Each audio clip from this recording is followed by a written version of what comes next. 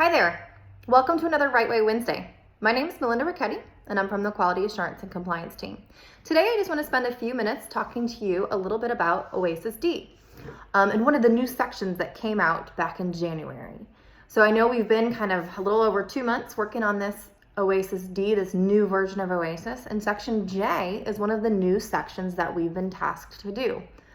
Section J is under health conditions and has to do with falls, the two new sections. They were J1800 and J1900. J1800 is any fall since start of care or resumption of care, whichever is the most recent. Now, this is one of those items that is a look-back period. So you're looking all the way back from the most recent start of care or resumption of care and talking about all the falls that that patient had during that time period. This particular section, J1800 and J1900, they're filled out at transfer to inpatient facility, death at home, and DC from agency not to an inpatient facility. So those 3 times, this is when section J1800 and 1900 would be filled out. Now the first question is pretty basic, pretty easy. Has the patient had any falls since the start of care or resumption of care, whichever is most recent? That's a pretty simple yes or no. You'd enter response 0, no, and then skip that next J1900 if the patient hasn't had any falls. But if they have had falls, you're going to indicate a response of 1 for yes, they did have falls. And then you would go ahead and fill out section J1900. Now, what becomes interesting is CMS's definition of a fall. And I think that's a really important thing to know. And that's really why I wanted to talk to you, to make sure that you understand what constitutes a fall, okay? CMS's specific definition of a fall is an unintentional change in position coming to a rest on the ground, floor, or next lower surface, right? Okay, so that's pretty basic. But what about some of those kind of iffy things?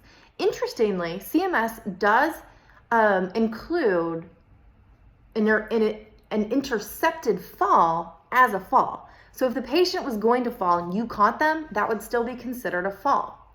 They also want to make sure that we're tracking any witnessed and unwitnessed falls. So if you're doing your discharge and you're asking the patient and their family members about their falls since the start of care, and they say, oh yeah, she fell in the bathroom yesterday, still counts, okay?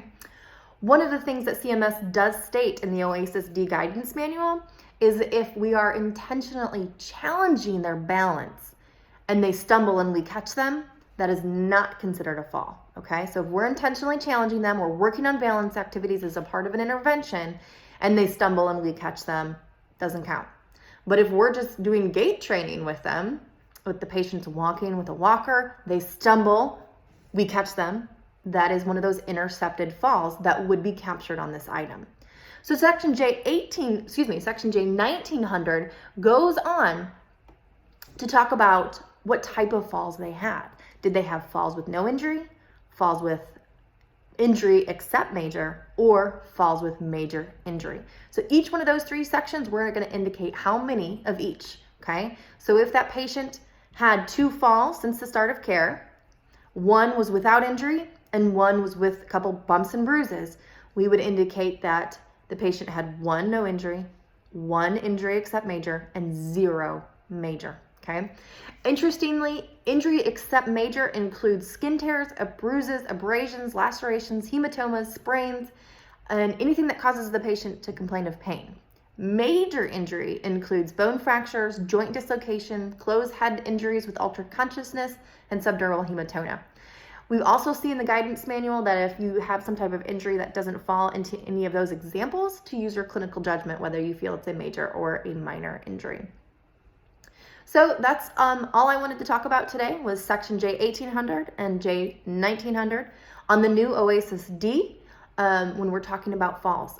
One more thing before I go is if that patient, you might want to think about how you're tracking the falls over that time frame. So if you come to a discharge 30 days after the start of care and you're trying to figure out how many falls they had, it may be important to have some type of tracking mechanism in place with you and your agency so that you guys know how many falls have happened since then. Collaboration with the interdisciplinary team is going to be very important to capture this accurately. Thanks so much for joining us on another Right Way Wednesday. Hope you have a great day. Thanks. Bye.